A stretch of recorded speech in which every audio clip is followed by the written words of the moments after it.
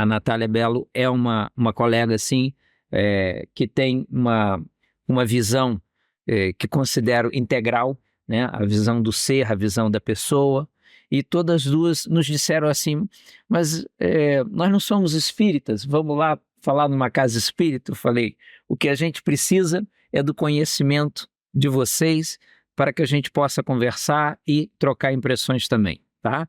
Então, como sempre, as nossas atividades aqui são abertas com uma prece, com uma oração, tá? Eu vou fazer aqueles que trazem os telemóveis, os celulares, por favor, coloquem no modo silencioso. Vamos orar então.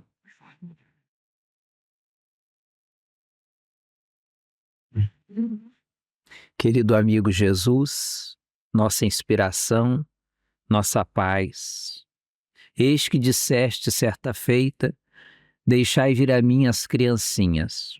E é nesse contexto, nesse mês, que compreendendo a visão da psicologia, da pediatria, áreas científicas tão importantes para que possamos prestar um melhor serviço, um melhor cuidado às nossas crianças, nós aqui estamos sensíveis e abertos na disposição de aprender, de nos iluminar, de crescermos em termos de compreensão espiritual também, acerca dessa temática tão aliciante e necessária quanto é a das nossas crianças e da saúde mental.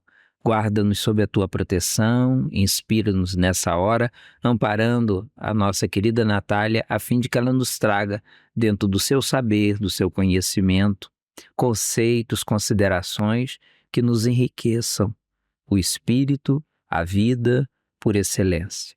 Abençoa-nos assim, Jesus, dando por aberto o início dos nossos trabalhos. Muito bem. Você está com a palavra, tá bem? Depois a gente deixa aí sempre algum tempo para perguntas e respostas, tá? Faz favor.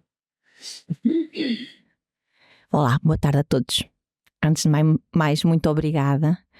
Muito obrigada a esta casa. Me recebo sempre tão bem, com tanto carinho, com tantos abraços, com tanto doce, com tanta doçura. Muito obrigada aqui ao meu amigo, Dr. Lutênio, que muitas vezes é amigo, muitas vezes é irmão, muitas vezes é mestre, muitas vezes é aluno. Muito obrigada pelo convite. Tenho mesmo muito, muito prazer em encontrar-me aqui no meio de vós. Fui convidada pelo Dr. Lutênio, eu e a doutora Marta, a falarmos um pouco sobre a saúde mental nas crianças, nos dias de hoje, a expressarmos a nossa experiência. Tive a oportunidade de ouvir a palestra da doutora Marta e basicamente vou fazer aqui um complemento, porque trabalhamos juntas, pensamos de uma forma muito semelhante, vemos as coisas de uma forma muito, muito semelhante. Vou procurar trazer aqui umas ideias complementares. Vou começar por apresentar a minha dificuldade, em vir cá hoje. Não porque eu tivesse algum impedimento na minha vida pessoal, mas porque efetivamente tenho assim o síndrome de perfeccionismo. E faço sempre as coisas, quando faço, gosto de fazer as coisas muito sistematizadas, gosto de fazer as coisas bonitinhas, gosto de fazer as coisas com aquele cuidado que as pessoas merecem. E não tive a oportunidade de fazer slides, não tive a oportunidade de fazer os diapositivos, não tive a oportunidade de fazer e tive na iminência de ligar ao Lutênio ontem à noite, hoje de manhã, a dizer-lhe que não podia vir cá. E esta semana, acho que foi ontem, tive uma pessoa aqui do centro que me consultou com o filho e a quem eu partilhava esta minha dificuldade, dizer, pá, eu não tenho nada, eu ainda não preparei nada, não consegui fazer um único diapositivo, não consegui sentar-me para estruturar uma apresentação. E ela disse-me assim de todo o coração, isso não é o mais importante. E aquelas palavras ficaram mesmo registadas em mim, isso não é o mais importante. E a apresentação que fiz, aqui estes rascunhos, começam por isso, porque vamos falar exatamente o que é importante. E muitas vezes, mesmo quem vem fazer apresentações deste lado, não é, que é tido como alguém que sabe, o supra-sumo, alguém que sabe mais, também encontra-se neste caminho a desviar-se por coisas que não são importantes. E eu espero que passe mesmo a informação daquilo que é importante, porque é isso que eu procuro, de todo o coração. Mesmo que me custe. Porque custa. Então, eu vou falar da saúde mental na pediatria, crianças e saúde mental, e como não poderia deixar de fazer, temos que parcelar as coisas. Por um lado, temos os pais, como a doutora Marta falou muito bem, não é? O sistema, os pais, os professores, os educadores, os adultos. Por outro lado, temos as crianças, os alunos, os filhos. E não podemos começar a falar da saúde mental das nossas crianças sem falarmos da saúde mental das pessoas que tomam conta das nossas crianças. Naturalmente, todos compreendem que a saúde mental das crianças estará diretamente associada ou relacionada à saúde mental de quem toma conta. E o que é que nós temos atualmente como pais? O que é que eu vejo na prática clínica, na minha prática clínica? Temos pais cada vez mais ansiosos, temos pais cada vez mais deprimidos. Infelizmente, Portugal é dos países da Europa com mais prevalência na necessidade de ansiolíticos, de antidepressivos, não é? Estamos ali naquilo que é, às vezes, as coisas menos boas, nós estamos ali no pico da onda. Esta é a nossa realidade, pais ansiosos, pais deprimidos, pais que não têm tempo para os filhos, pais que trabalham, cada vez mais workaholics, cada vez mais alienados. Alienados porquê? Porque trabalham imenso, e porque quando estão em casa também querem usufruir do sossego do lar. Eu acho que todos passamos por isso. Trabalhamos, damos-nos, estamos sempre em dádiva para com os outros, para com o nosso trabalho, e depois queremos ter um lar. Só que é aquilo que eu digo aos pais, e muitas vezes em jeito de brincadeira, efetivamente devíamos tirar um curso antes de ser pais. Ou pelo menos devíamos ser alertados que a parentalidade é um trabalho para além do trabalho. E a parentalidade exige tempo, exige dedicação. E eu diria que é o trabalho mais profundo das nossas vidas. Obviamente que quem não é pai ou mãe também tem esse trabalho nos relacionamentos, não é? Porque a conexão com o outro efetivamente é o trabalho mais difícil e mais complexo das nossas vidas. Estamos com este tipo de pais ansiosos, pais deprimidos, pais que não têm tempo, pais que se alienam. Sei que a doutora Marta falou do uso dos telemóveis. Eu, com toda a sinceridade, não me preocupa tanto o uso de telemóveis nas crianças. Preocupa-me mais o uso de telemóveis nos pais, porque os pais são um exemplo. E os pais são um exemplo de presença ou de ausência. E, efetivamente, quando nós estamos no telemóvel, porque precisamos de nos rir, precisamos de desconectar, precisamos um pouco de dopamina no fim do dia para estarmos sossegados, isso passa às crianças. As crianças sentem essa necessidade porque a gente ensina-lhe implicitamente que isso é bom. Essa é a minha noção no que diz respeito aos telemóveis. Temos contextos hoje em dia muito perturbadores de pais separados, pais que têm separações difíceis, divórcios litigiosos, pais que nessa dor se desconectam dos filhos que têm. E temos pais, não são muitos, mas já começam a ser alguns, pais que de uma parentalidade um bocado diferente daquilo que são os conceitos convencionais. Dois pais do sexo masculino, que são pais de uma criança, duas mães do sexo feminino a exercer o direito da parentalidade relativamente àquela criança. Obviamente que tudo isto vai ter implicações nas nossas crianças e vai ter implicações na saúde mental no todo e no particular, em cada um. Não podemos ver tudo com os mesmos óculos, porque efetivamente as realidades são todas muito diferentes. E para além desta realidade que chega todos os dias à minha consulta, há vários exercícios da parentalidade com esta complexidade de pais. Temos estes pais todos. E depois temos exercícios de parentalidade muito diferentes, que naturalmente vão ter implicações na saúde mental das crianças. Infelizmente temos, hoje em dia, ainda pais bastante negligentes, sobretudo nestas situações de separações, de divórcios. Os pais ficam absorvidos pela sua dor. E aquilo que é a prioridade é a sua dor. E na dor a gente magoa, é magoado e andamos aqui. E as crianças também são magoadas. E o que é que eu vejo quando me chegam crianças educadas neste tipo de parentalidade? Vejo duas grandes possibilidades. Vejo crianças absolutamente resilientes e que ao longo da caminhada são crianças profundamente inspiradoras. São mestres que aprenderam com aprenderam com a falta de referência, aprenderam com aquilo que um dia gostariam não ser, não é? Porque os nossos pais podem ser referência ou podem ser falta de referência.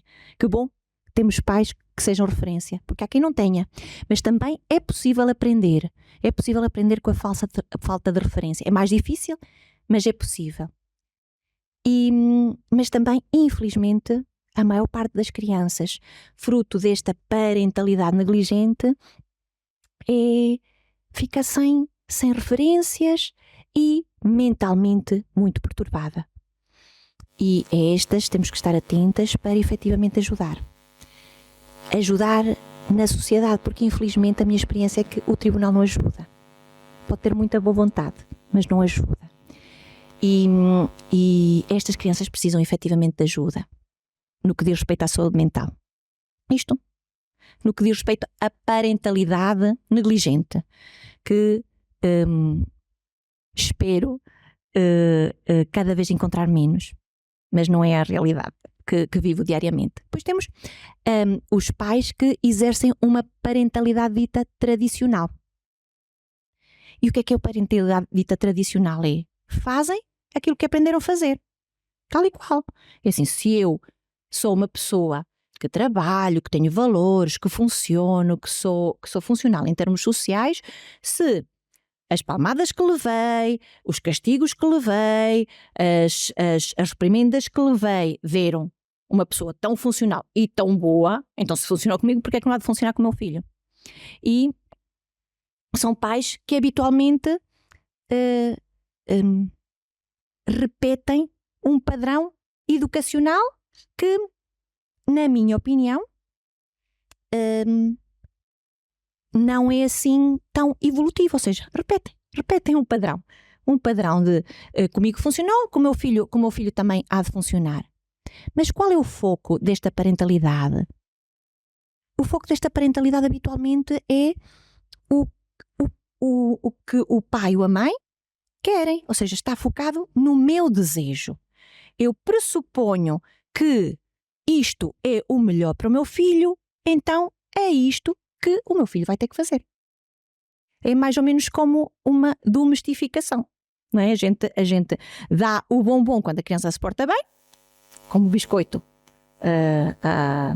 ao cãozinho, e castiga quando a criança se porta mal, porque foi assim que aprenderam e perfeitamente aceitável. Tem vantagens e tem desvantagens este tipo de parentalidade. Basicamente é a parentalidade que nós todos conhecemos e provavelmente a parentalidade com que todos nós fomos educados. E funciona muitas vezes porque funciona socialmente. E funciona porque os pais sabem que são pessoas de valores, querem passar os valores, aquilo que é supostamente correto socialmente e porque querem efetivamente ter filhos socialmente capazes.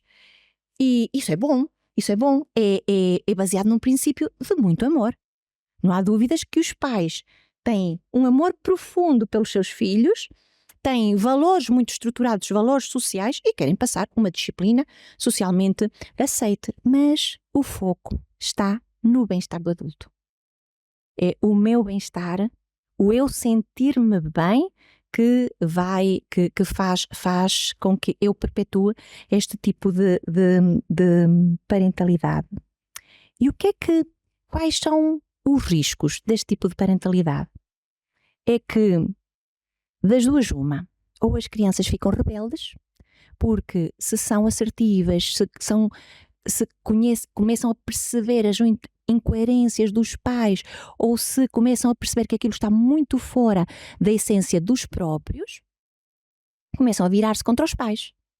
E o risco é de ficarem muito zangados com os pais e de virarem as costas aos pais, porque, efetivamente, os pais querem que eles sejam de uma determinada forma que eles não estão dispostos a ser. Esse é um risco. Qual é o risco também com outro tipo de crianças? O risco é o risco da formatação. Há crianças que não se viram contra os pais, mas viram-se contra elas próprias, fazendo tudo aquilo que é o que os pais querem. Então desconectam-se da sua própria essência, desconectam-se daquilo que elas vieram para ser, porque efetivamente querem se conectar com aqueles gentes que são mais que tudo, não é? E que são aqueles que dirigem a vida. A nossa educação, ou parte da nossa educação nas nossas escolas, funciona muito no sentido da obediência, não é? No sentido da formatação, no sentido da dificuldade de inclusão de crianças diferentes, desobedientes. As crianças têm que cumprir um determinado papel, porque a nossa educação está muito assente nestes princípios tradicionais. Ainda. Então, como eu dizia, ou temos filhos rebeldes, filhos que se afastam dos seus pais para não se afastarem deles próprios. Temos filhos, isso é um desafio para a evolução, não é? Isto é um desafio para a evolução, porque a parentalidade, independentemente do tipo de parentalidade que a gente exerce, é sempre um desafio para a nossa evolução. E é isto que todo o tipo de parentalidade nos diz, é olha para ti, olha para ti, olha para ti. Tu só consegues olhar para o outro se primeiro fizeres o trabalho de olhar para ti. Isto é o que a parentalidade nos pede, o ser pais, mais educadores, professores, porque podemos não ser pais e mães biológicos, mas podemos ter este exercício na nossa sociedade. Podemos ter os filhos formatados, que afastam-se deles próprios para se aproximarem dos pais, e isto, nos filhos rebeldes, tem as consequências a nível social. Os filhos formatados têm a consequência a nível deles próprios. Habitualmente uma pessoa que se afasta de si próprio para ir de encontro ao outro, mesmo desde muito pequenina, é uma pessoa mais propensa a adoecer. Isso também é um motivo para os pais dizer, pá, há alguma coisa que não está aqui bem, o meu filho está doente, mas o que é que se passa? O que é que se passa? Na parte da rebeldia, o meu filho vira-se contra mim, mas o que é que se passa? Na parte da doença, o meu filho está doente, o que é que se passa? Será que eu tenho alguma implicação, a minha forma de educar tem alguma implicação nisto? Ou então não. Ou então está tudo bem, a gente não nota nada e perpetua um padrão. Perpetua um padrão de parentalidade que funciona e está tudo bem. Eu acho graça, às vezes, há mães que chegam à consulta e querem que a criança faça um determinado tipo de coisa, do género de calça os sapatos. E a criança não quer calçar os sapatos. Já, calça os sapatos, já tem isso, calça os sapatos. E eu tenho uma mãe que uma vez disse, não é por estar aqui no consultório da doutora Natália que eu não te vou dar 2 tarefas para calçar os sapatos. E, efetivamente, é este tipo de parentalidade tradicional. que às vezes funciona. Claro que se os pais não mostram incómodo no que diz respeito a esta parentalidade, eu habitualmente não intervenho. Se eu vejo que a coisa funciona e que a coisa está tranquila, eu intervenho. Se me pedem conselhos relativamente a este tipo de parentalidade, obviamente que eu vou intervir no que diz respeito àquilo que é a integridade física da criança. Isto porquê? Porque às vezes as pessoas dizem, mas não diz que não se dá uma palmada à criança. Não digo. Porque há crianças que percebem que a palmada vem de um sítio que é de enxutar a mosca. Não é uma coisa de agressão ou de violência. E há outras situações em que a gente percebe que não é assim. Não é? Há muita diferença na forma como a gente, como pelo menos eu percepciono esta forma de intervenção, que de todo, na minha opinião, não é mais adequada. Há outras formas para intervir mais adequadamente nas nossas crianças, mas não é preciso cair o Carmo e a Trindade por uma coisa que a gente percebe que vai funcionando e que pronto, a coisa flui. Temos isto no que diz respeito, já falámos da parentalidade negligente, a parentalidade tradicional, depois temos a parentalidade positiva. A parentalidade positiva já inclui a criança no sentido de já percebe que a criança tem as suas dificuldades, a criança tem um cérebro imaturo, a criança é um ser em desenvolvimento que precisa de ajuda. Já percebe que as crianças têm direitos, é baseada no melhor interesse da criança e promove uma educação não violenta, ou seja, promove a não utilização da palmada, a não utilização de insulto, a não utilização deste tipo diria eu, de agressividade. E aqui aproveito para fazer a definição de violência, que há muita, na minha opinião, há muita enviesamento de conceitos. Uma coisa é raiva, e raiva é uma emoção singular, que toda a gente sente. Se há alguém que não sente raiva, não é normal. Porque toda a gente sente raiva. Isso é uma emoção. A raiva vem e a raiva vai. Outra coisa é aquilo que nós fazemos com a raiva.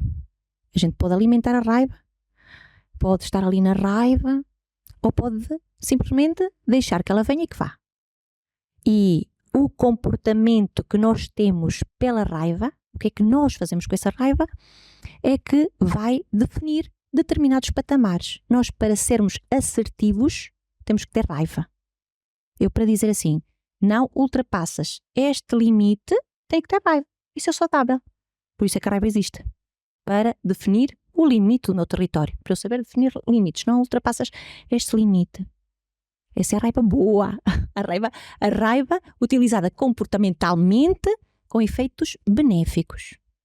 Depois temos a utilização da raiva de uma forma um pouco mais agressiva, ou seja, mais um upgrade desta assertividade, que às vezes é necessário.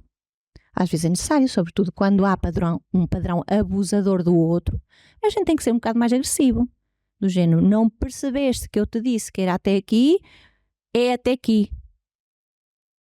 Também não vejo que seja assim uma coisa muito má, esta agressividade. Outra coisa é a violência. E a violência é aquilo que ultrapassa os limites do outro. Não é? Quando eu já ultrapasso aquilo que é o limite do outro, já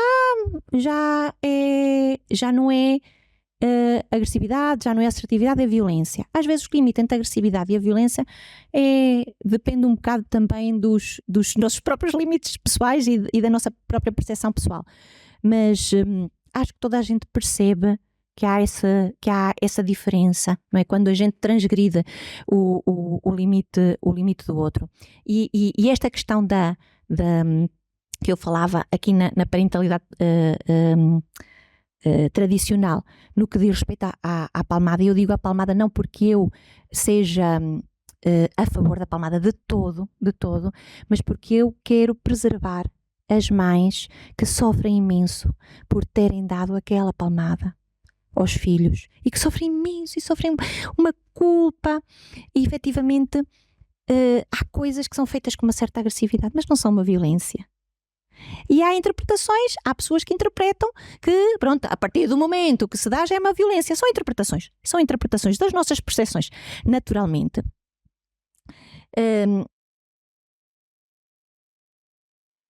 isto para definir promover uma educação não violenta no que diz respeito à parentalidade positiva. E qual é o foco da parentalidade positiva? Enquanto a parentalidade negligente, o foco é dor. Na parentalidade tradicional, o foco é o meu bem-estar, eu estar bem. Quando uma criança, na parentalidade tradicional, quando uma criança faz birra, o foco dos pais é ai a vergonha, ai meu Deus, a vergonha. Eu. Na parentalidade positiva, o foco é o quê? É fazer direitinho. Habitualmente são pais que leem muito, estudam muito antes de serem pais, leem muito, estudam muito, têm muitos conhecimentos e depois começam a fazer aquilo que é o certo. Então o que é o certo? O que é que se diz? O cérebro da criança é imaturo, então eu tenho que ajudar a minha criança nesta questão das birras, eu tenho que ajudar porque sei que é imaturo, então tenho que dar tempo. Porque a criança precisa disto e disto para ter um comportamento ideal. E os pais fazem isto para ter um comportamento ideal. E não percebem, pais todos bem dispostos a querer fazer uma parentalidade diferente daquela que é tradicional, não percebem que ainda não conseguiram atingir o verdadeiro foco e estão focados no fazer direitinho e às vezes desfocam-se na própria criança que têm ao seu lado ou ao seu cargo. Ou seja, estão focados em algo que é externo, ainda continuam focados em algo que é externo, não se focam em algo que é interno. E qual é o grande risco deste tipo de parentalidade? Que é aquela parentalidade que eu a comparo um bocado com o coach. Do género, tu consegues, filho, tu consegues. E a criança não quer fazer aquilo, a criança não está predisposta para fazer aquilo, a criança sente-se mesmo muito mal a fazer aquilo, mas os pais, não, tu consegues, tens que tirar boa nota a matemática, tu vais conseguir, tu. E esta parentalidade corre o risco também de criar crianças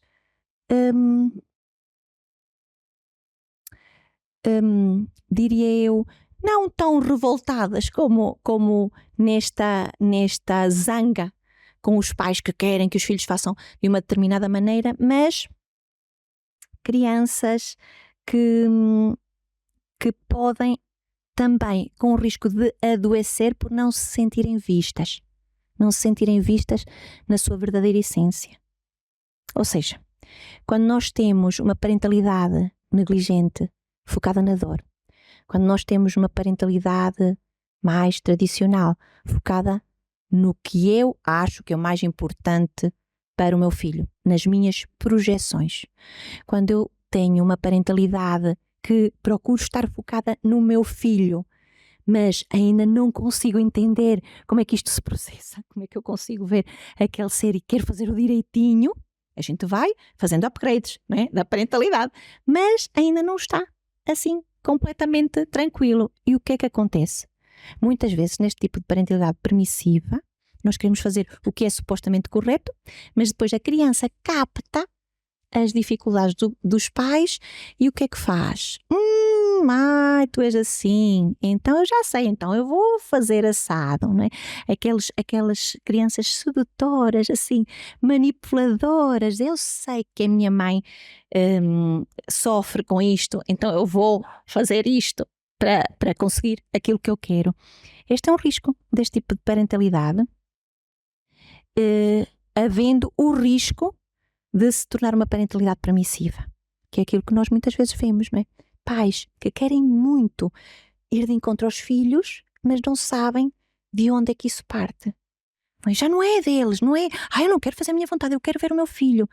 Mas também não é do livro ou da revista que diz, não, o melhor é isto, não é? Tem que ser de outro sítio. E aí vem o caminho que muitos de nós já está a fazer, mas ainda é um caminho.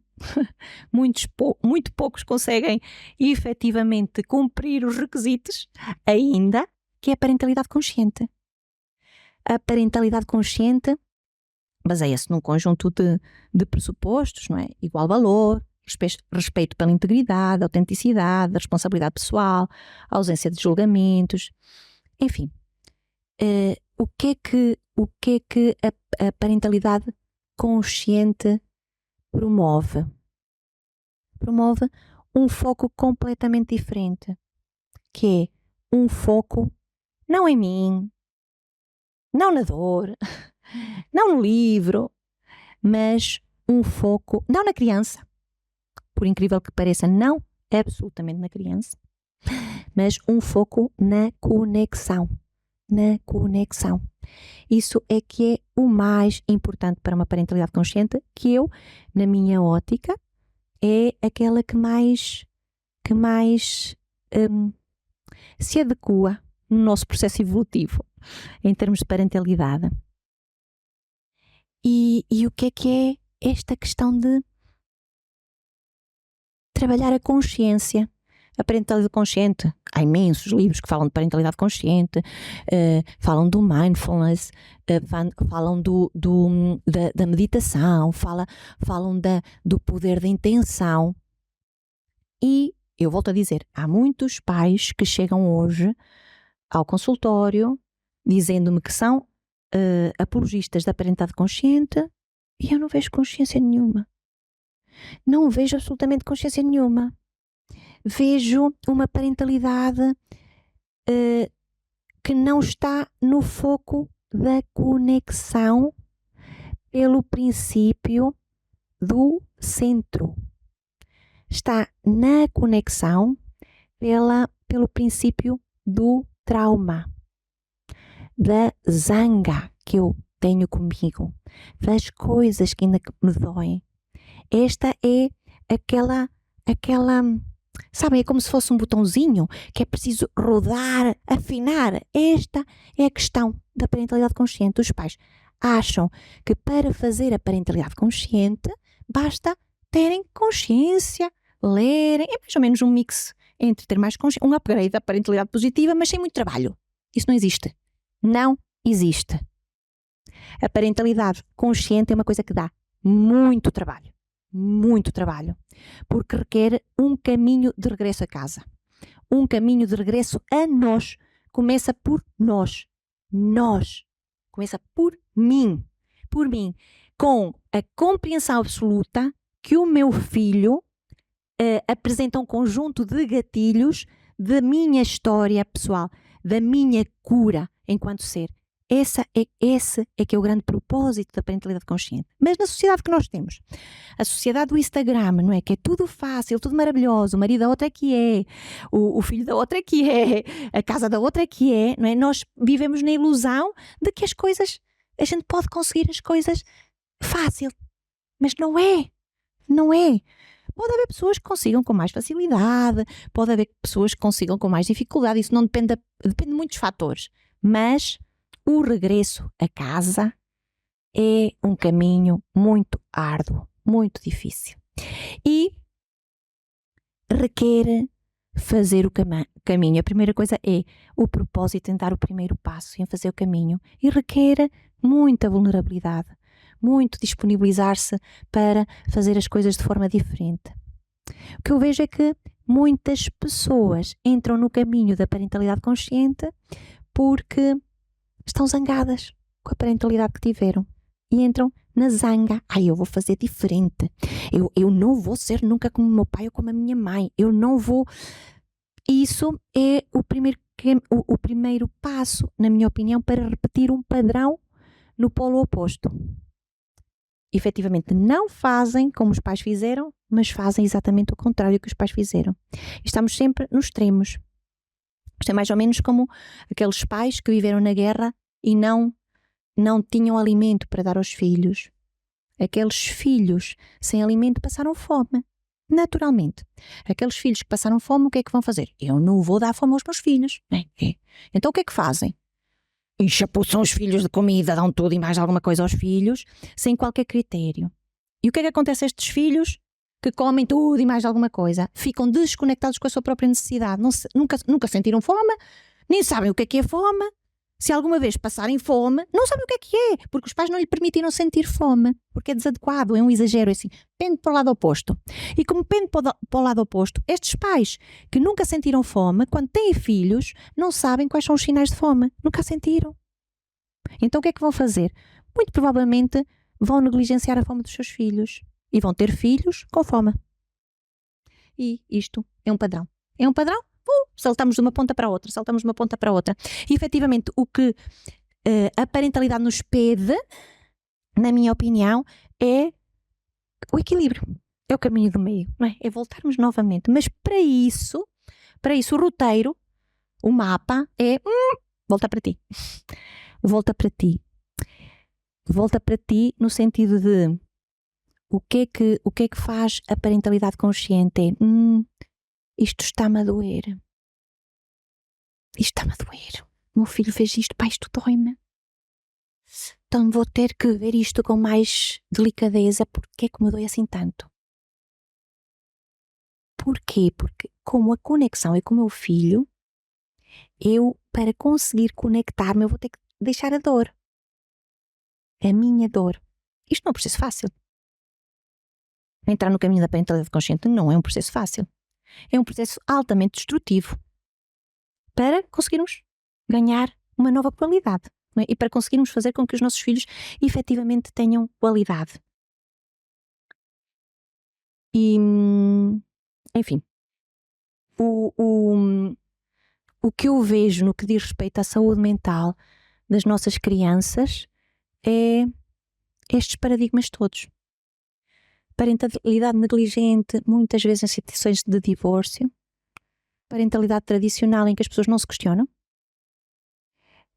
e que vivem com as suas dores e com as dores dos seus filhos e que se calhar vão fazer um caminho diferente ou não, de acordo com estes conflitos com os filhos, seja pela doença, seja porque os filhos adoecem, seja porque os filhos se revoltam. A questão dos pais que querem saber tudo e mais alguma coisa para fazer o direitinho, mas estão desatentos, não estão atentos àquilo que realmente importa, que é as necessidades efetivamente do outro, mas não conseguem estar atentos às necessidades do outro, porque muitas vezes é como aquela história dos pais que comem muito e que não comem nada, não sentem, não sabem efetivamente ver as suas próprias necessidades porque não se conectam com eles próprios. Não é possível fazer o caminho de conexão em consciência com o outro, na minha opinião, se nós não nos conectarmos profundamente connosco. Se calhar é isso que a doutrina espírita também diz, não? Tal e qual. Não está muito diferente aqui das visões. Claro que neste caminho a gente vai fazendo umas curvas e contracurvas. Isto o que é conexão comigo? Como é que é conexão comigo? Eu não sei se contei da última vez que estive cá, mas conto isto muitas vezes porque isto é uma história que me dá muita alegria, mas que é muito engraçada na minha vida. Eu, com 23 anos, estava em Estrasburgo, fiz o meu 5º ano de medicina em França, e fiz amizade com uma moça muçulmana bastante espiritualizada. E ela levou-me à Sorbonne, lá em Paris, a uma exposição, ao centenário do nascimento de um ente. Era juiz, era pai de metade dos docentes lá na Faculdade de Estrasburgo, lá em Medicina, era pai de uma série de professores, e ela queria conhecer mais sobre este senhor. O senhor chamava-se Ostade Delahaye. E eu fui lá com ela, fazer-lhe companhia, lá vi, fiquei fascinada com algumas coisas eu não entendia, algumas frases, algumas parábolas, eu não entendia muito bem, mas comprei um livrinho de bolso que se chamava O Caminho da Perfeição. E trouxe lá o livrinho de bolso. E o livrinho de bolso tinha vários temas.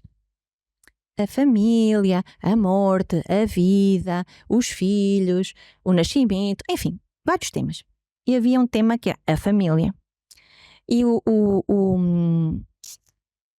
começava assim o tema da família. A família. Prioridades da família. Primeiro eu, depois a minha esposa, o meu esposo e terceiros filhos. E eu, com 23 anos, olhei para aquilo e pensei assim, ainda este espiritualizado, primeiro eu. Era o que mais faltava. Meu Deus, eu não preciso fazer este caminho todo, não é, para saber que primeiro não sou, primeiro os outros, não é? Porque é isso que nos ensinam. Foi isso que me ensinaram. Primeiro nós temos que nos dar aos outros. Efetivamente é assim. Efetivamente é assim que a Bíblia ensina. Mas aqui é que está a questão do botãozinho. É de onde vem esse dar-se ao outro. A gente pode dar-se ao outro porque tem um buraquinho aqui e a gente dá-se para alguém preencher o nosso buraquinho. A gente dá-se para a gente preencher o nosso buraquinho. E a gente dá-se para preencher o buraquinho. E o buraquinho cada vez fica maior. Aquilo que a gente está a nutrir é uma dependência do outro. Ou então a gente olha para o buraquinho, limpa o buraquinho, chora tudo o que tem que chorar do buraquinho e depois do buraquinho cicatrizado a gente está capaz de olhar para o outro e é outro nível, é ou não é? E esta é que é a diferença, que é difícil, porque a mim nunca ninguém me ensinou o que é isto de dar-se ao outro, não é? Dar-se a um filho. Não é? O outro é o outro, não é? E aqui estamos a falar da saúde mental da criança. O que é dar-se a um filho? A parentalidade consciente vem com esse propósito. Só que as pessoas estão todas muito desconectadas e leem coisas fixes que gostam. Isto é muito bom, isto eu concordo, isto. E uma parentalidade consciente assim a empurrar com a barriga. Sim, eu sou consciente. E o trabalho de casa não é feito. E pronto, isso com as consequências de depois termos uma parentalidade absolutamente permissiva. Não é? As pessoas nem têm regras sociais, a criança faz tudo aquilo que quer, ainda lhe sobra tempo. E o que é que nós temos cada dia mais nos consultórios? Em vez de ser a parentalidade tradicional de pais que cascam nos filhos, são filhos que cascam nos pais, não é? Desde pequeninos começam a bater, a morder, a dar pontapé aos pais, ao médico e a toda a gente que está ali à volta. Porque efetivamente estamos a fazer uma parentalidade sem critério e sem saber qual é o foco. Estamos aqui um bocado a querer, mas na ilusão que não vamos passar pelo vale dos crocodilos. E a gente tem que passar pelo vale dos crocodilos. Não há como. Eu quanto mais vejo, quanto mais estudo, quanto mais revejo conceitos, mais tomo consciência de que em todos os setores da vida, se a gente quer efetivamente crescer, vamos ter que passar pelo vale dos crocodilos. Depois saímos super fortalecidos. Eu fui fazer uma certificação em inteligência emocional com um senhor bastante conhecido, o Paulo Moreira, que adorei, e ele dizia assim: a inteligência emocional também é desconstruir muito esta questão das emoções. Então no primeiro dia ele dizia assim: chegamos aqui, todos achamos que sabemos muito de emoções, todos sabemos muito de emoções, e chegamos aqui neste pico. E ele dizia, este pico é aquilo que eu atribuo, que eu digo, que dou o nome de pico da estupidez. Chegamos aqui todos no pico da estupidez. Eu sei coisas sobre emoções, eu sei muito de emoções, porque a gente sente, sabe, não é? Depois aqui, vamos para o vale da amargura. Aqui, desconstruir, para quê?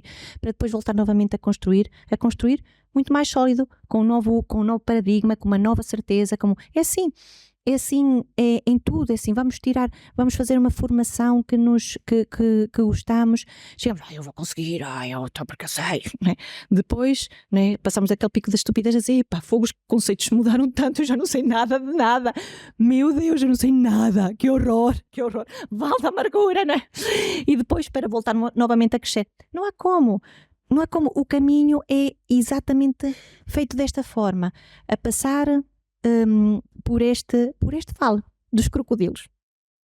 Enfim, são estes tipos de parentalidade, estes tipos de pais, de parentalidade que me chegam todos os dias e que têm influência na saúde mental das crianças. Obviamente, quer dizer, todo tipo de parentalidade vai ter consequências na saúde mental das nossas crianças.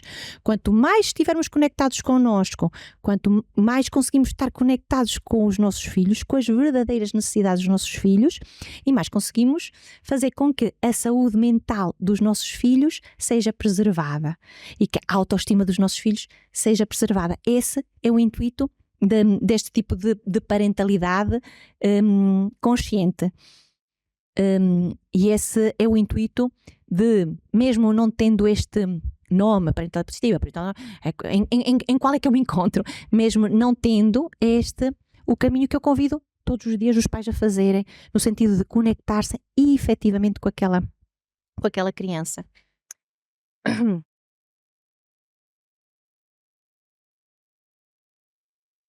Então, exemplos das 3 parentalidades. Parentalidade tradicional. Diz ao filho, anda, vai estudar. O filho, não, vai estudar já, senão ficas de castigo. Se não tiveres não sei quanta nota a matemática, não te dou não sei o quê. Mas se tiveres, vais ganhar não sei o quê. Ou seja, este tipo de parentalidade em que habitualmente os pais projetam as necessidades deles próprios, não é? Os filhos estão-se a borrifar para a nota de matemática a maior parte do tempo, não é? Para matemática, português, enfim, os pais com os valores que têm, com o amor que têm pelo filho, porque efetivamente percebem como isso é importante para a vida dos filhos, utilizam estas estratégias. Parentalidade positiva. Vai estudar meu filho, não quero, começam a perceber que a criança tem dificuldade, então pronto, ficam ali ao lado da criança, a ajudar a criança, ou então pagam um explicador, não é? Porque sabem que a criança tem um cérebro imaturo, precisa de ajuda, pensam que o foco está na criança. Mas pronto, é só pensar, porque efetivamente, se passarmos para a parentalidade consciente, os pais, vai estudar, não quer estudar. Os pais pensam assim, mas porquê que me dói tanto que o meu filho não quer estudar? Que projeção é que eu estou a fazer disto? Porquê que me dói tanto que ele tenha má nota a isto ou aquilo? Porquê que eu não fico tranquilo? Uma criança inteligente não tem 5, mas tem 4. Porquê que eu não fico tranquilo com o 4? Ou com o 3? Ela nem gosta daquela disciplina, até tem boa nota. Porquê que eu não fico? Porquê? E pronto, trabalham isto para conseguir conectar-se com eles próprios e posteriormente conectar-se com o filho e com a verdadeira essência do filho. Diz assim, então não gostas de matemática, mas o que é que tu gostas? Também não gosto de português. Olha, mamãe, mas eu gostava de ser piloto. Então está bem, mas olha, tu para seres piloto tens que fazer isto e ajudar efetivamente de acordo com aquilo que a criança veio para ser. Isto é um exemplo parvo, não é? Que eu arranjei aqui, não é? Mas é mais ou menos assim para vermos como é que funcionam os diferentes tipos de parentalidade. Por um lado, temos os pais, com estas influências todas na saúde mental dos filhos. Por outro lado, temos os filhos, que ainda não falamos dos filhos, só falamos dos pais, não é? Temos os filhos com todas as suas questões. Os filhos, os alunos, as crianças. com todas as suas questões, não é? E hoje em dia é comum saber-se ou ver-se que cada vez as crianças são mais espertas, não é? As crianças já nascem a falar quase, já nascem quase a dizer papá aos 3 meses. Cada vez são mais espertas, cada vez intuem mais, cada vez captam mais, cada vez dizem coisas mais precocemente, fazem coisas mais precocemente. Já nascem com um iPad debaixo da cobinha do braço, né? Que eles já sabem como é que aqueles botões se mexem, não é? Uma pessoa com esta idade não sabe nada, não é? E vê crianças já com 7 meses a mexer nas coisas e a pôr os programas, não digo com 7 meses, mas com 1 ano de idade, a pôr os seus programas preferidos efetivamente a esta realidade, não é? Crianças mais desafiantes. Mas por outro lado, também temos cada vez crianças mais neurodivergentes no sentido, não é? Porque a neurodivergência também pode ser no sentido para cima. Cada vez há mais crianças com PHDA, que é o síndrome de déficit de atenção e hiperatividade. Cada vez há mais crianças diagnosticadas com patologia do espectro do autismo.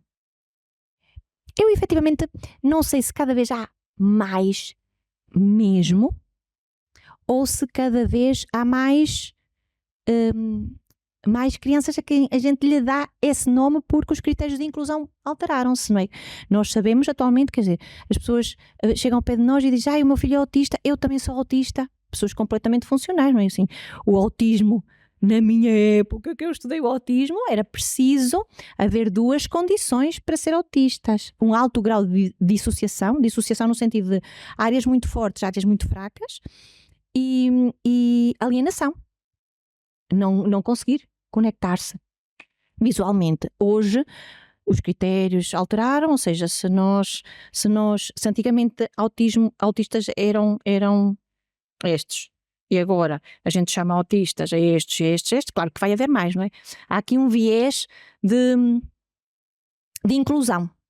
É como cada vez há mais diabéticos, claro que se a glicémia, os critérios para incluir como diabético reduzem, ou seja, se antigamente, no meu tempo, as glicémias deviam estar entre 60 a 120, agora já 110 já é qualquer dia 100.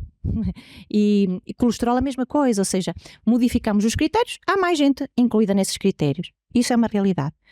Mas não me parece que seja apenas isso.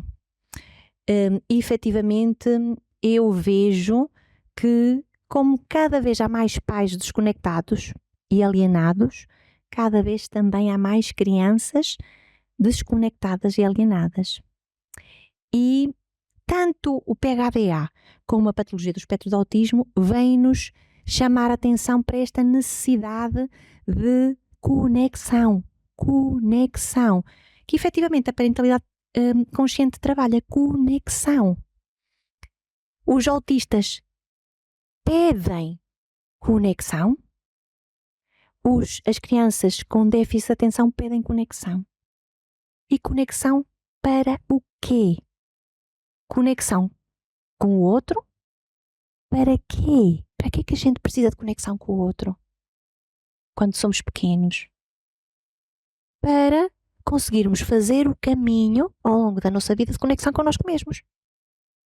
Se os nossos pais não nos ajudarem a conectar-nos com a nossa tristeza, nós não vamos conseguir, quando formos mais adultos, conectar-nos com a nossa tristeza. Sozinhos. Não vamos conseguir estar sozinhos, vamos precisar sempre de alguma coisa, de alguma bengala. É importante a gente conectar-se com o outro, inicialmente, para depois aprendermos a conectar-nos com o mesmo. Mas estamos todos neste caminho, não é? Porque também não nos ensinaram. Não nos ensinaram, pelo menos a mim não me ensinaram, não é? Estamos a fazer esta caminhada. Esta caminhada com esta consciência de que estamos neste caminho, é um caminho difícil e é um caminho que é muito mais fácil se não houver julgamentos. Se não houver julgamentos dos outros para connosco, evidentemente de nós para com os outros. Eu acho que a genética vai-se alterando para com este propósito evolutivo, não é? Tanto a nível social como a nível individual. Eu costumo dizer, os filhos que nos vêm calhar na rifa ou que nos calham na rifa são para nós, não são para o outro, são para nós, independentemente de serem fantásticos, maravilhosos aos olhos do mundo, ou terem algum handicap, terem alguma doença, terem alguma perturbação, são para nós, é para nós. Para quê? Para olharmos para nós, sempre. Esta é a minha visão. E então, em jeito de conclusões, que isto já vai longo, para a saúde mental das crianças é importante e imprescindível cuidar da saúde mental dos adultos. Para cuidar da saúde mental dos adultos, não é apenas com ansiolíticos e antidepressivos, pode ajudar, mas é com autoconhecimento, com muito amor por nós próprios. Na minha opinião, estamos neste planeta para evoluirmos. Não somos um produto acabado. Hein? Há pessoas que acham que são a última bolacha de pacote, mas não somos um produto acabado. Estamos aqui todos para evoluir. E os nossos filhos vêm-nos fazer evoluir.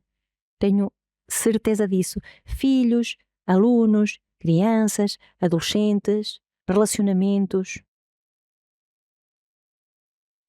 Não nos calhou um filho desafiante, doente, por acaso, não é? Calhou-nos por algum motivo. E é importante, primeiro, aceitar, como eu costumo dizer, pegar o touro pelos cornos, sofrer aquele impacto de pegar o touro pelos cornos, para depois nós conseguirmos dar a volta ao touro. Senão não vale. Então, em jeito de conclusão, escrevi aqui algumas premissas para pacificar um bocado o coração dos pais que aqui estão. Primeira premissa: por muito bem que façamos, vamos sempre errar. Ponto.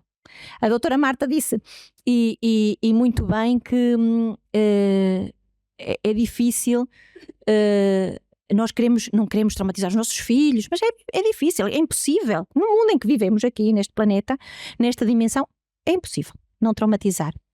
Mesmo que a gente trabalhe muito a consciência, mesmo que... Vai haver sempre pontos de desconexão. Porquê? Porque neste trabalho a gente percebe que está a projetar coisas que são nossas, que estamos a distorcer, porque a nossa realidade interna pode ser diferente da realidade interna do outro. As histórias que às vezes a gente se conta dos acontecimentos são diferentes da história que os nossos filhos se contam dos acontecimentos. E se efetivamente nós não estabelecemos diálogo, não conseguimos entender o outro, não nos conseguimos efetivamente colocar nos pés do outro. É muito importante trabalhar a atenção com tempo. Havia um autor espanhol, não me lembro do nome, que dizia que amor, ele definia amor como atenção e tempo. Efetivamente temos que ter tempo para fazer este caminho. E tempo com atenção por nós para conseguirmos ter atenção pelo outro. Segunda premissa. Deixemos de não fiz por mal, para passar a fazer por bem. É esta coisa de, não fiz por mal. Não fiz por mal é o caminho da inconsciência. Não é de, também, olha, não fiz por mal. Sou assim, produto acabado. Sou assim perfeito, mas não fiz por mal. Para fazermos por bem. E por bem é o quê? Não é por fazer por bem aos olhos da sociedade. Não é o bem é muito relativo. O bem ou o mal é muito relativo. É muito pessoal. Fazer por bem significa fazer em consciência. Não fiz por mal é uma coisa. Agora, porquê é que fiz isto? Olha, fiz por isto, isto e isto. Isto é ter responsabilidade pessoal. É ter responsabilidade pessoal. Só quem decide é que vai ter a responsabilidade da decisão. Portanto, temos que ser responsáveis. Olha, porquê é que fizeste isto ao teu filho? Olha, não sabia, não fiz por mal. É melhor dizer, olha, fiz por isto, isto e isto. Pronto. Então aí a gente pode discutir se aquilo que tu fizeste parece-me bem ou não me parece bem, ou se estás disposto a fazer melhor ou pior. Aí a gente já pode entrar em diálogo. Agora, quando não fiz por bem, não fiz por mal, vamos fazer por bem. Terceira premissa. Esta é a que eu gosto mais. De boas intenções está o inferno cheio. E isto é o quê? Isto é o quê? De boas intenções do inferno cheio? Efetivamente, não me parece que seja assim. Mas é este ponto, este tal botãozinho. Que intenção? De onde é que vem a intenção? Eu tenho intenção que o meu filho seja feliz. E para ele ser feliz tem que ter boa nota matemática.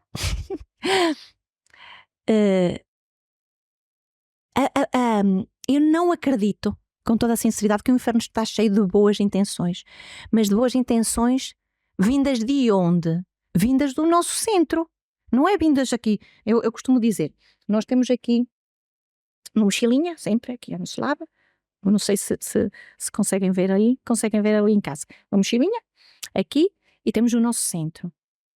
A maior parte das vezes, a gente vai andando na vida, a maior parte das vezes as coisas vêm ter connosco e incomodam-nos. Incomoda-nos. Quando nós já preparamos a mochilinha, já pusemos tudo em caixinha, já está tudo resolvido, aquilo não nos incomoda. Quando nos incomoda é porque a gente ainda tem aqui a mochilinha bem, o espelho, reflete. E os nossos filhos são ativadores. Se tem um comando, é mesmo o comando da nossa mochilinha. Estão sempre a mexer na nossa mochilinha. E quando as nossas intenções partem daqui, desta mochilinha, eu acredito que sim, que o inferno deve estar cheio destas intenções. Quando partem daqui, quando partem do nosso centro, não acredito. Acho que deste centro, o céu está cheio destas intenções. E quarta premissa. É fundamental o autoconhecimento para conseguir estabelecer a conexão. A quarta premissa será a premissa da conexão. E o que é isto? É esvaziar-nos de nós para ir de encontro ao outro. Esvaziar-nos de nós para ir de encontro ao outro, perder-me de mim, que horror! É o tal botãozinho, não é? Este escrito é esvaziar-nos de nós. Aquilo que efetivamente eu acredito que Jesus veio fazer à Terra e que é um grande mestre também a nível de cura na medicina. E é absolutamente inspirador para mim. E quando ele diz, olhai para os outros, cuidai dos outros, deixai vir a mim as criancinhas, tem a ver com isto, esvaziar-nos de nós. Mas de que parte de nós? Do nosso ego, não é? Desta mochilinha. Trabalhar esta mochilinha. Para quê? Para chegar efetivamente a nós, lá ao fundo. É aquilo do que eu falava do Ostade Elaí, daquele senhor lá em Paris, não é? Primeiro eu, mas de onde? É um eu egoísta? É um eu que, agora o meu filho que fiquei a chorar, eu vou fazer as unhas, eu tenho que ter tempo para mim, não é? O eu do Instagram, não é eu, eu agora sou uma mãe moderna. O meu filho, não é isto, é para a maternidade, para a paternidade, a gente tem que se esvaziar para encontrarmos um outro eu. O eu, diria eu, da alma. Eu não sei muito bem a diferença entre alma, espírito, enfim, já me explicaram, mas faço uma grande confusão. Mas é este eu, do nosso profundo centro. E aí sim, eu acredito e hoje vejo que aquele senhor tinha efetivamente muita visão. Primeiro eu, para conseguir conectar-me com o outro. Depois o meu marido, a minha esposa, para eu, em sintonia, conseguir cuidar efetivamente daquilo que é a minha verdadeira prioridade, que são os meus filhos. Há algum tempo, li um livro, acho que foi dos últimos que eu li, há muito tempo, li um livro chamado Dar e Receber. Não me recordo do autor, mas se alguém quiser depois eu posso dar e receber. Então era um psicólogo,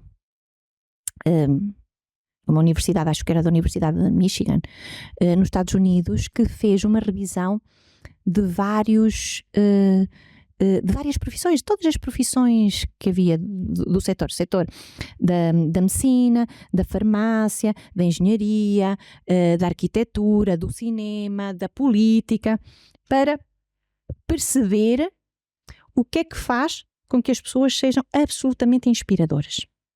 O que é que faz? Aqueles líderes que movem multidões, o que é que faz? O que é que há naquelas pessoas? Então ele estudou estes vários setores e chegou mais ou menos a algumas conclusões. Então ele dizia que havia 3 tipos de pessoas. Havia as pessoas que eram os doadores, depois havia os tomadores e havia os compensadores.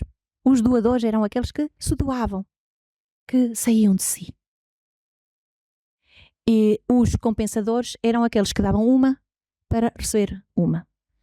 E os tomadores eram aqueles narcisistas, manipuladores que não davam ponta sem nó. Então o que é que ele verificou? Ele verificou que na ponta da liderança, as pessoas absolutamente inspiradoras eram doadores. A seguir vinham os tomadores. E lá no meio da pirâmide estavam os compensadores. Os compensadores nunca atingiam grandes cargos. Mas na base da pirâmide estavam doadores. Na base estavam doadores, no pico estavam doadores. E, pá, que fenómeno estranho. Como é que os doadores podem estar a inspirar tanto pessoas assim e a não sair da cepa torta, não é? Que diferença é que há? Então ele foi estudar o fenómeno. Que diferença é que há? Que diferença é que há? E ele chegou à conclusão que a diferença era a presença do eu. Do eu. Os doadores, que são estes altruístas que dão tudo, mas baseados nesta carência, não se incluem porque estão sempre a projetar as suas necessidades no outro. Os doadores que se trabalham e chegam ao seu verdadeiro centro são aqueles que lideram. Ele até falou do termo alterista. Ele dizia que os altruístas, aqueles que se dão e que se dão de si e se perdem deles, ficam na base. E aqueles que se dão, mas se encontram neles, uma coisa é perder-se deles, outra coisa é encontrar-se neles, estão no cimo. Então ele diz, os altruístas ficam na base, os alteristas são aqueles altruístas que incluem o eu, estão no pico. E é mais ou menos uma visão semelhante aqui no que diz respeito à parentalidade e que no que diz respeito ao cuidado, ou pelo menos à consciência do que nos rodeia relativamente à saúde mental das nossas crianças. E acho que já falei das premissas todas. Eu queria acabar hoje. Achei hoje uma amiga minha enviou-me uma mensagem que eu achei, pá, nem de propósito. E eu gostava muito de ler a nota do dia. A nota do dia. Vamos ver se eu consigo ler.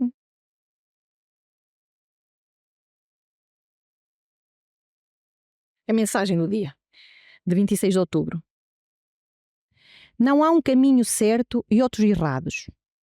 Os montanhistas devem escolher entre escalar a montanha a direito até ao cume ou optar pelo caminho mais fácil a seguir. Isso depende deles. Decide qual deles é o melhor caminho para ti. Depois segue-o de todo o teu coração. Há almas que buscam e ainda não encontraram o seu percurso específico nesta vida. Elas experimentam um caminho atrás do outro e percorrem-no até uma certa distância. Depois apercebem-se que esse não é para si e recomeçam por outro caminho. Continuarão assim até encontrarem o rumo certo. Encontrá-lo-ão se procurarem com persistência e não desistirem da sua busca. Se encontraste o caminho certo para ti, vai sempre em frente e não percas mais tempo a olhar para trás nem a criticar as almas que ainda continuam a procurar. Achei bonito para acabar. Muito obrigada. Obrigado a nós. Quanto nos valeu, né? A falta de slides. E temos aqui, nós vamos abrir perguntas respostas. E bem, tem uma questão a fazer sobre tá? Você nos enriqueceu muito, bem? Assim como a doutora também teve aqui há 15 dias. Vocês já imaginaram quantas consultas de pediatria, de psicologia, nós alinhamos e temos conhecimento só esses dois encontros aqui?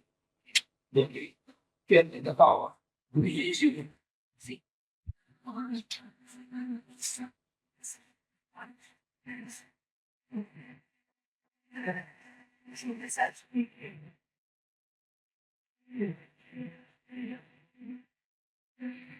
Tá.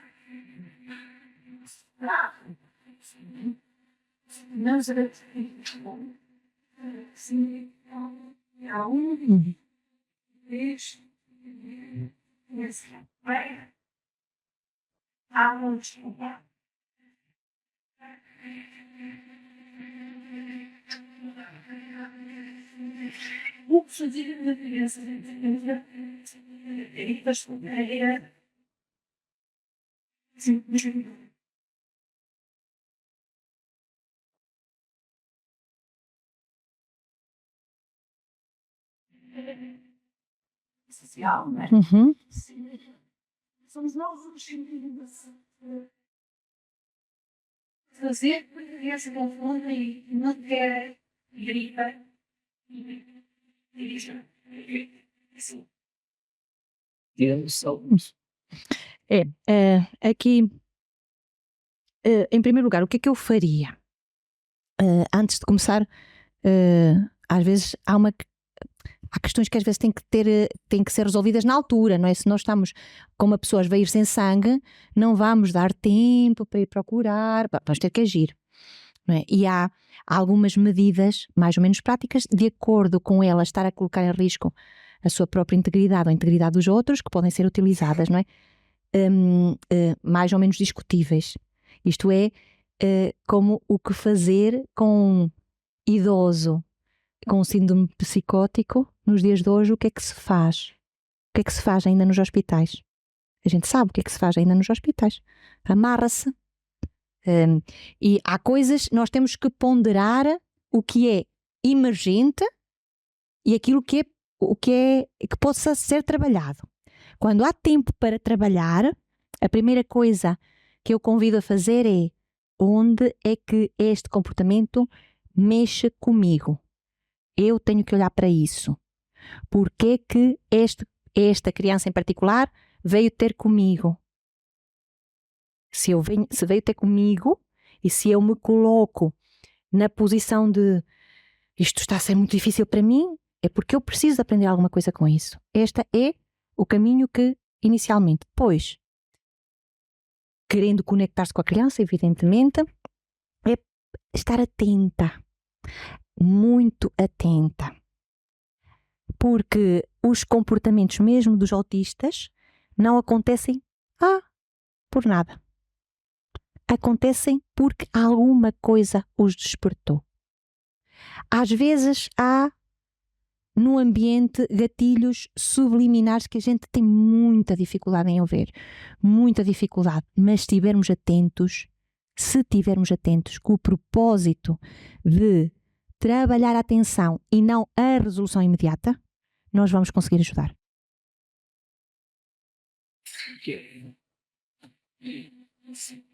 Sim.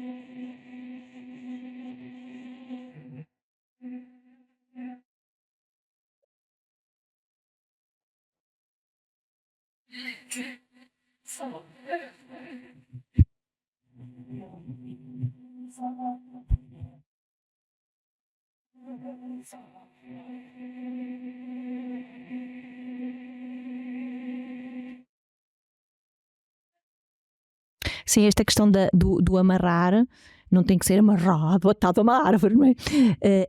Estas estratégias de contenção através do toque podem ser bastante eficazes e podem ser trabalhadas até a criança conseguir, naquele toque, encontrar um ambiente seguro. Agora, existe trabalho e atenção. Naturalmente.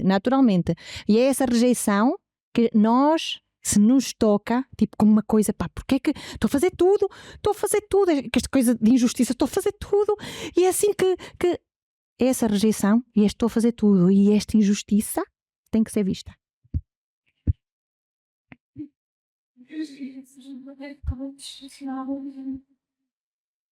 Tal e qual, é atenção. É atenção. Atenção e tempo.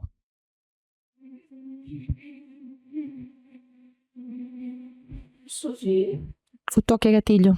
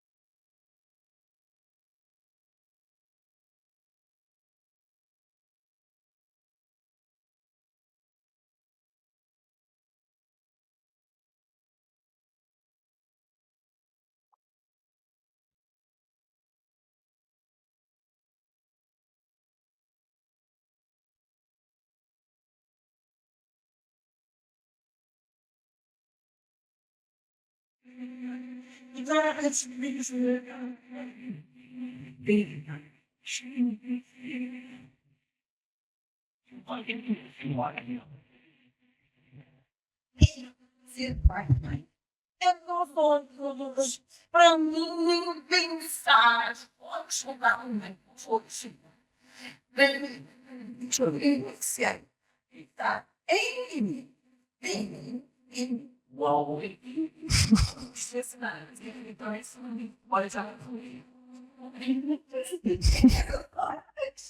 Acho que sim, é uma possibilidade. Não, procurei não ser assustadora, não é? Olha, assim, cada um faz o caminho que tem que fazer. Estou convencida que é assim, as nossas escolhas são muito nossas, muito daquilo que a vida nos vai colocando. Se não for pela parentalidade é por outra coisa. Isto, quem fala da parentalidade poderia falar dos mesmos percursos nos relacionamentos. Relacionamento negligente, relacionamento tradicional, relacionamento positivo, relacionamento consciente. Podemos falar disto. Não me parece que seja só no que diz respeito à parentalidade. Efetivamente, nesse ponto de vista, o melhor é não ter relacionamentos. O melhor é... Se calhar o melhor é, olha, se calhar...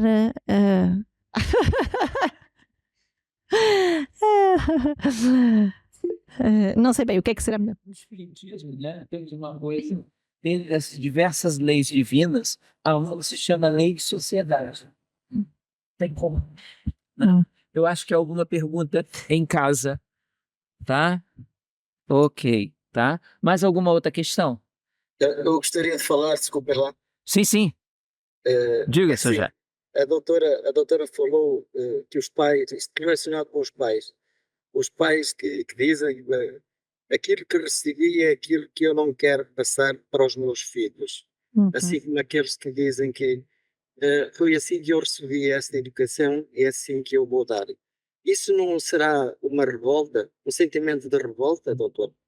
Dos primeiros, aquilo que eu recebi, não quero passar para os meus filhos, é isso que disse? Sim, isso mostra revolta, mostra uma falta de conforto, e aquilo que eu disse, muito provavelmente, esses, não querendo fazer igual àquilo que receberam, vão fazer o extremo oposto, que também não é o mais equilibrado. Exato. E outra questão, doutor, você também falou aí em que se a gente pensar muito nos outros, e estamos a criar um buraquinho em nós. Isso não nos pode levar para uma dependência afetiva? É exatamente por isso que eu falei, porque isso é uma dependência afetiva. É o que eu dizia do botãozinho. Há vários níveis de pensar no outro. Isto é mais ou menos como há vários níveis, talvez fica mais fácil, há vários níveis da gente trabalhar a tristeza. Nós conhecemos pessoas que trabalham a tristeza há 200 anos, encontramos, e quando vêm ter connosco, lamentam-se das mesmas coisas. Porque isto, porque aquilo, e choram, e choram. E estão exatamente no mesmo ponto que estavam há 30 anos, há 40 anos, há 50 anos. Não houve evolução nenhuma. E há pessoas que trabalham a tristeza de uma forma muito profunda. Fazem os lutos mesmo muito profundo. São lágrimas na mesma.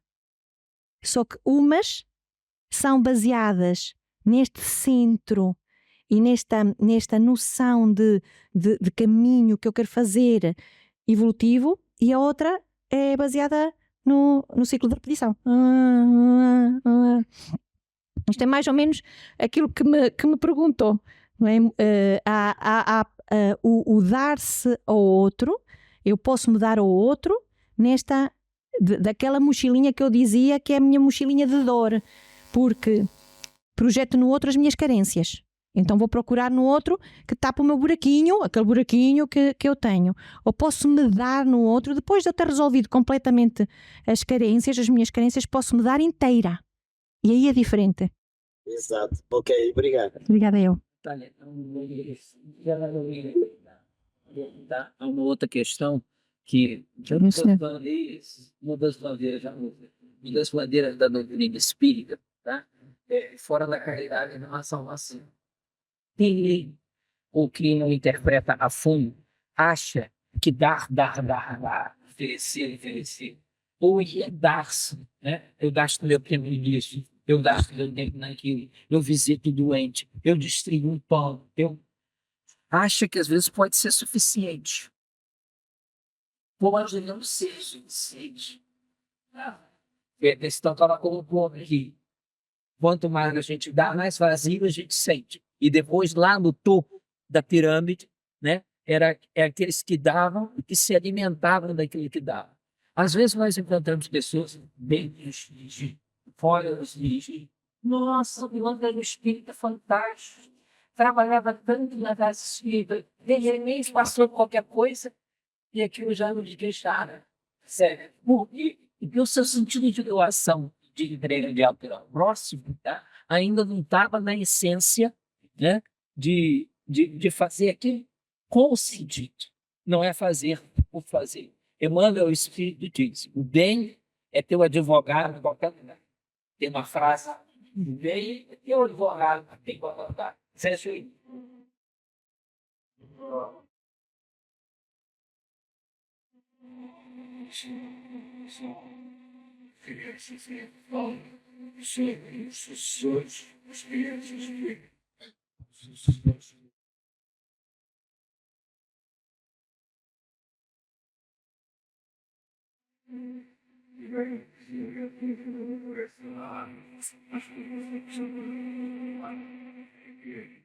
Quando as crianças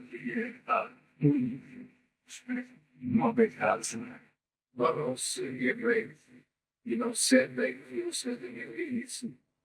E quando você está está pelo jeito eu falo,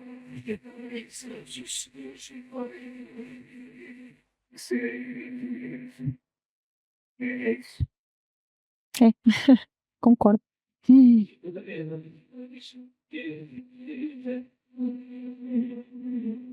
Já.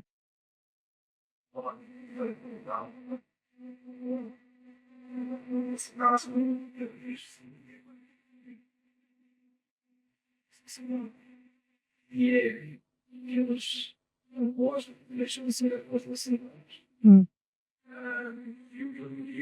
Eu falo nisso, para mim, essa experiência.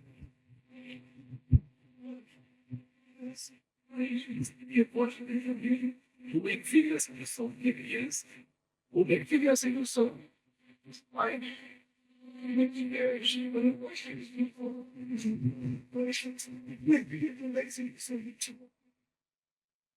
Quando eu falo com os avós, eu sou meus pais, é mesmo, eu sou os meus filhos, é mesmo, vai começar a jogar.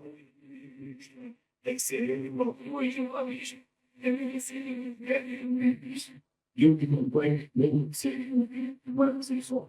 Isso é a mesma coisa que uma parentalidade negligente. Isso é a primeira parentalidade. Agora, esses filhos têm a sorte de serem adotados pelos avós. Isso é bastante complexo, não é? Porque tem um efeito sistémico muito complexo.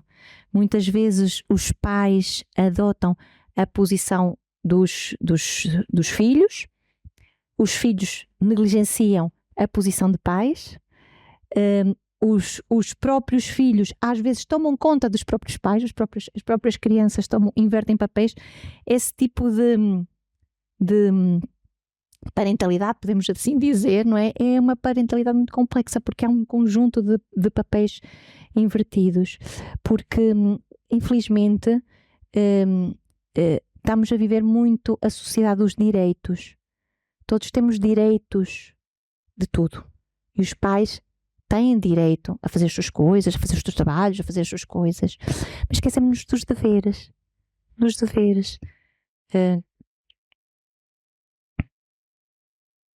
A regra?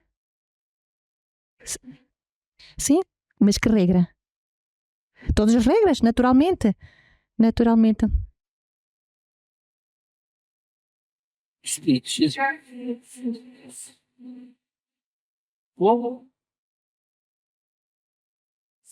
Como fica a criança? Olha, isso é muito variável porque tem a ver com a própria criança, tem a ver com a posição que ela ocupa aos olhos do avô, aos olhos do pai, a posição que ela se vê a ocupar. Tem a ver com muita coisa. Não é linear.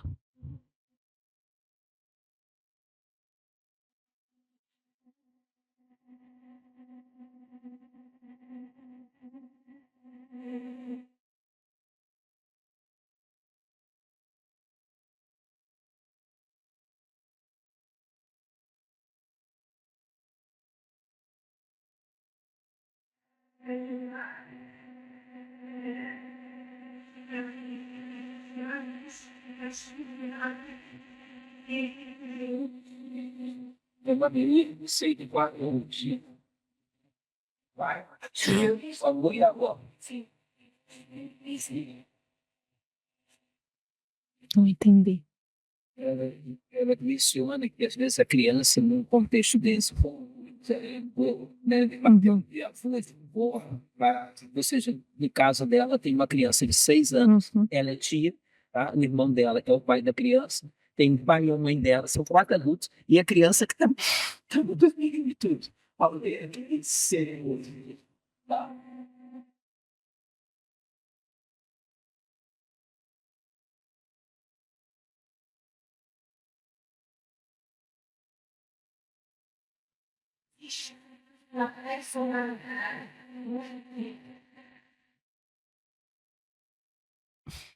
Olha, eu quando falei da primeira parentalidade, que foi a negligente, falei de que quando nós somos negligenciados, e negligência não é só passar fome, não ter roupa, quando somos negligenciados também em termos afetivos, quando não ocupamos o nosso lugar como deveria ser em termos sistémicos, não é? Porque há uma ordem, há uma regra sistémica, nós corremos 2 riscos. Ou perdemos-nos completamente e a nossa saúde mental vai para o lixo, ou ficamos muito resilientes e somos profundamente inspirados pela vida e inspiradores, tornamos-nos profundamente inspiradores. Grandes líderes vêm de famílias muito, muito estruturadas e muito negligentes. Agora é preciso ter sorte. É preciso ter sorte naquilo que encontram no caminho.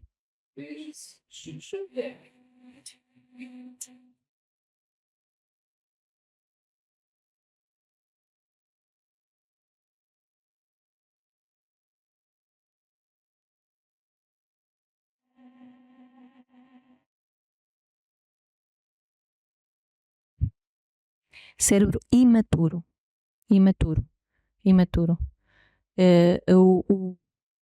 As crianças não têm...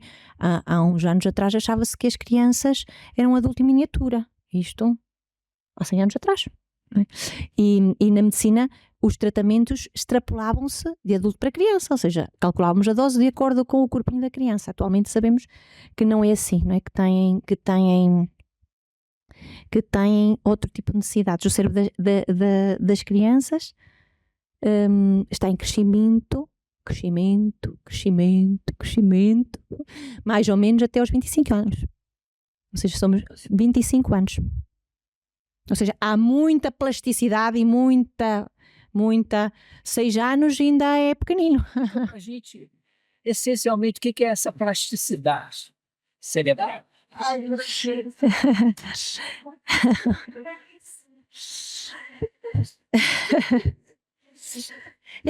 Se calhar assim de uma forma filosófica é o trabalho da consciência, a evolução do córtex pré-frontal, né? A capacidade de se conectar, a capacidade de fazer novas ligações sinápticas. As sinapses são as comunicações entre os neurónios, a maior capacidade de plasticidade. Como disse a doutora Marta, é até aos 7 anos, mas temos ainda margem até aos 25 anos. Não sei se respondi, Marta.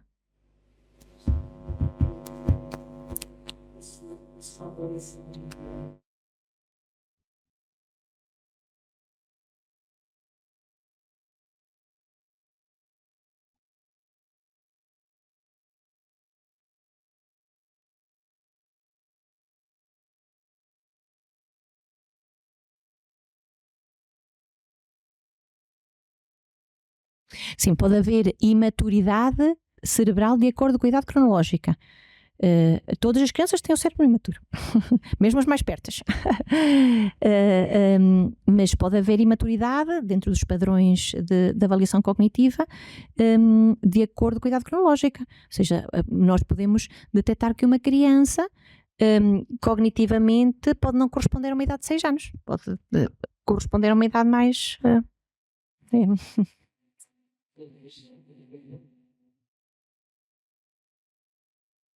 Ai, não sei.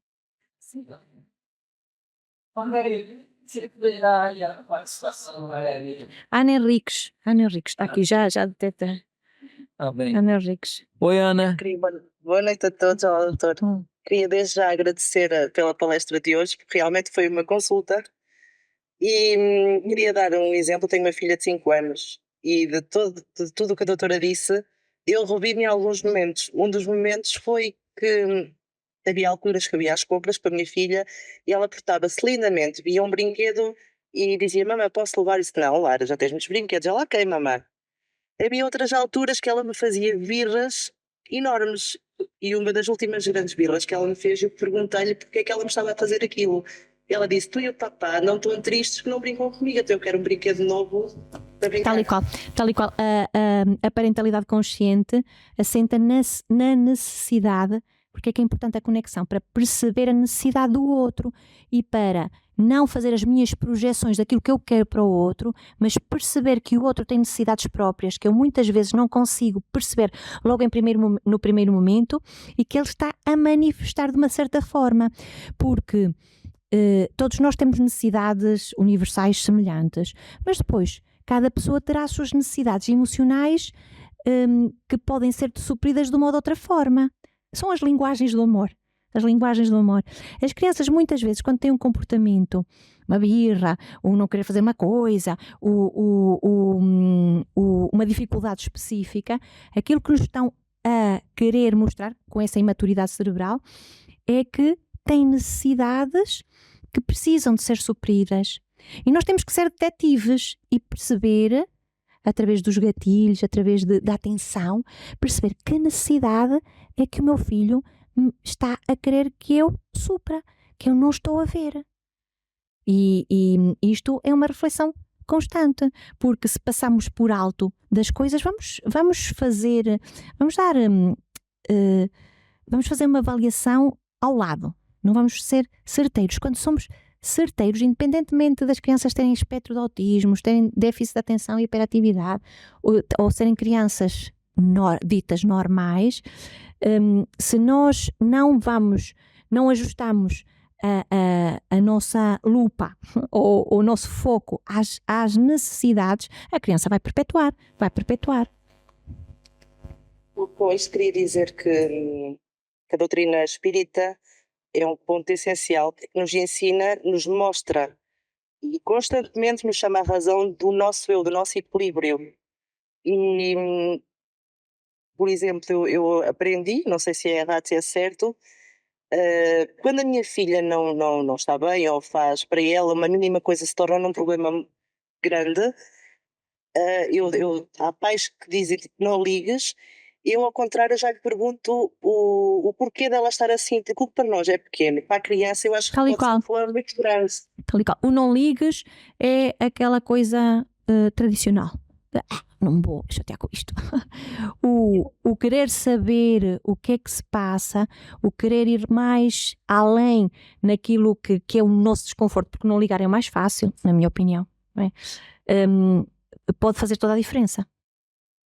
E gostaria também de fazer uma pergunta ao Dr. Luténio. Diz, Ana. O doutor nasceu na doutrina espírita. Sim, tive essa oportunidade. O doutor é pai. Qual é o conselho que dá aos pais? Quais foram as experiências que o doutor Luténio teve como pai que acha diferente do atual, dos pais de outras religiões? Qual é o conselho que nos pode dar para nos ajudar, a nós como pais? Ana, a geração é outra. Não dá para comparar a minha infância, tá bem, da minha esposa, com a geração dos nossos filhos e possivelmente dos nossos netos. A geração é outra, tá? Eu fui educado dentro daquela parentalidade tradicional. Eu costumo dizer que meu pai tinha uma mediunidade fora de série. Ele olhava, eu já sabia o que eu tinha que fazer. Percebe? Há pouco a Natália estava aqui mencionando essa questão dos pais estarem atentos e às vezes aconteciam algumas coisas lá em casa, tá? Não havia esse conhecimento, esse know-how que temos hoje em dia. E, por exemplo, minha mãe era professora. Os professores naquela época levavam provas dos alunos para corrigir. Lembro-me aquela pilha de prova, ela corrigindo e botando para o lado a prova. Às vezes acontecia uma coisa com o filho, ela parava de corrigir, tirava o óculos. Se a televisão tivesse ligada, ela desligava. Se houvesse uma questão ou outra dentro de casa, ela encostava a porta e trazia os filhos. Anda cá, senta cá. Tanto a mim quanto ao meu irmão. Isso me marcou, ok? Isso me marcou.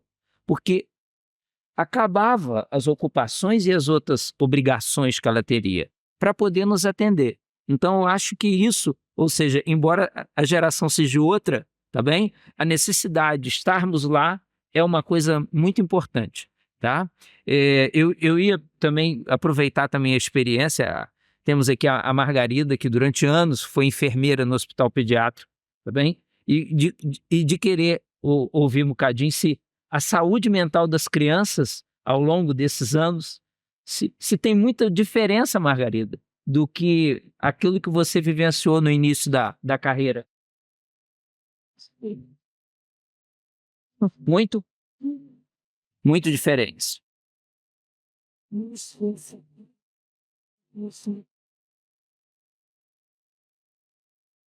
Uhum.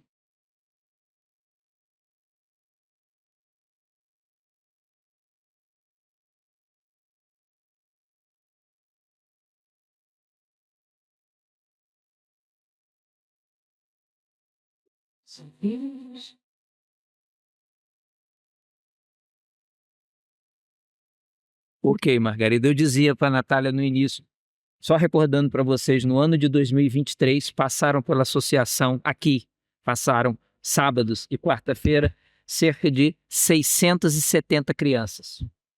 Contando muitas das vezes aquelas que vêm toda semana, mas ao longo do ano, 671. Perguntas? Vai.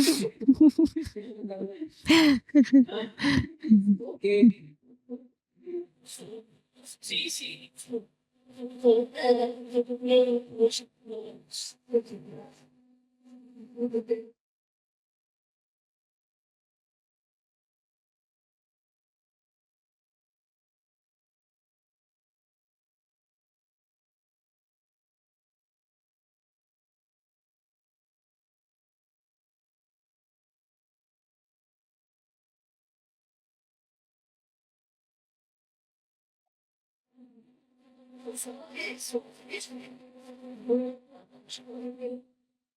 Deus, você bom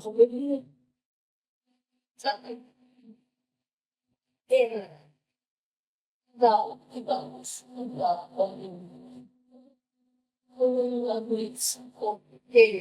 sofrendo e vai atuar e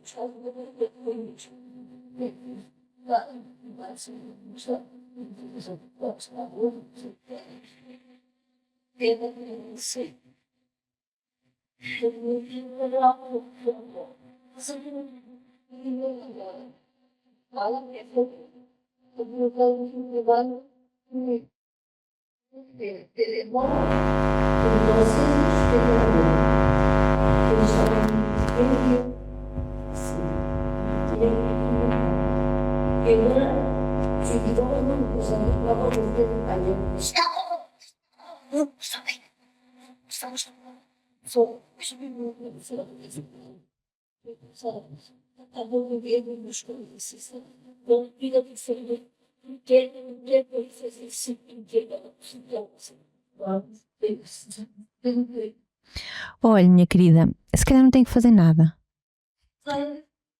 Tal e qual. Se calhar não tem que fazer nada. Faça o seu caminho e liberte-se daquilo que é responsabilidade do outro. Obviamente que, como avô, tem responsabilidades também relativamente ao seu neto. Se vê que a coisa está a ser muito desajustada, aí pode ter que se intervir. Vá estando atenta, vá acarinhando o seu neto, vá vendo se lhe faltam coisas importantes para o dia a dia. E tem que se libertar também dessa responsabilidade. uma vez, até a gente está falando de qual funcionário, às vezes na favela, das comunidades carentes, todos os dias, cheios de olho, terra, todos sujos. Chegava na sua menina, tomava um banho, comia, ia ao médico, e ele pedia a mentora espiritual, o espírito de Joana de Anjos, para ver se as crianças não podiam ficar lá na missão, para não ter dado trabalho, né? Eles tratavam, alimentavam, quando chegaram todos os preços de casa, vai comunidade, e Joana de Anjos disse, não deu nem pensar. Esses espíritos têm essa necessidade de passarem por essas formas. Eles vão recebendo o bom e o melhor para a humanidade, voltam para a realidade financeira, mas eles, como espíritos, precisam passar por essas formas. Continue fazendo isso. E até hoje é assim. Quem nunca foi avançando no caminho, também, é uma favela gigantesca, e a dele está nesse caminho. Traga durante o dia, dão de comer, dão remédio, dão umas aulas, chega de noite, vão de pai e voltam para casa. Tá. Né? Cedemos. São mais de 600 anos. Tá? Bem, estamos dentro do nosso tempo. Ana, você quer fazer uma pergunta? Bom, então estamos dentro do nosso tempo. Numa próxima oportunidade, também, vamos combinar. Tá? E agradecemos desde já, também. Eu espero que os diapositivos não tenham feito falta.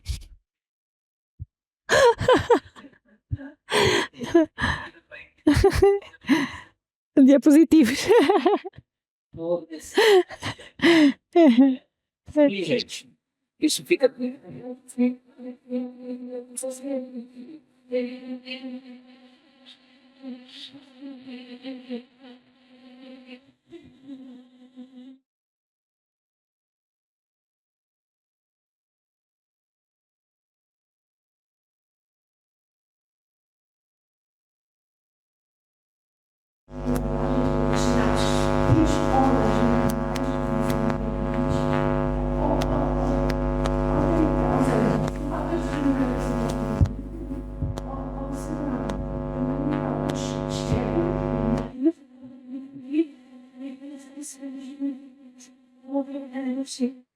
A ambas sempre.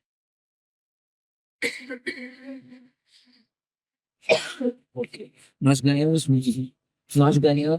Nós aprendemos muito de psicologia, aprendemos muito de pediatria e vamos sair daqui com certeza mais confortados, tá? Então, vamos então fazer a nossa prece, nossa oração de encerramento. Agradecidos que estamos, querido Jesus, por esse momento, por essa oportunidade. Rogamos que todo esse cabedal de conhecimento recolhido nesses encontros sejam ações práticas, objetivas e seguras para que a nossa vida na Terra se torne um roteiro mais sereno e pacificado diante de todas as nossas necessidades.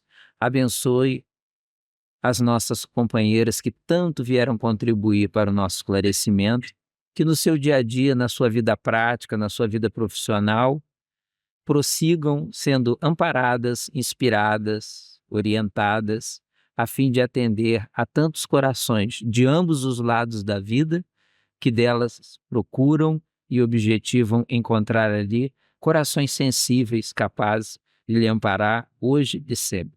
Guarda-nos sob a tua paz, envolvendo nesta tarde, neste dia, nessa noite que já nos envolve, e neste final de semana, que possamos daqui partir mais seguros, esclarecidos, mais pacificados. Graças te damos, queridos amigos, querido amigo Jesus. Para o pessoal que está em casa, bye bye, dá aqui um tchauzinho à doutora, tá bem? Bom final de semana.